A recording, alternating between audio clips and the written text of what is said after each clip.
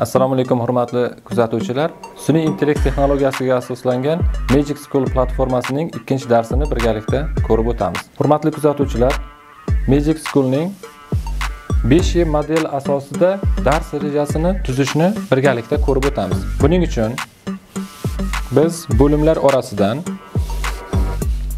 5 model lesson plan bo'limini tanlaymiz va ekranda ochilgan oynaga biz darajasini ko'rsatib o'tishimiz mumkin va qaysi mavzuda bizga dars rejasi kerakligi to'g'risida mavzuni kiritib o'tamiz.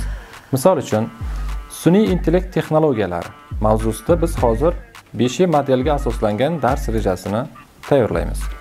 Mavzuni yozib oldik, ustozlar. Endi yaratish tugmachasini tanlaymiz. Hurmatli kuzatuvchilar, ko'rib turganingizdek 5 model asosida bizga dars rejasini tuzib berdi.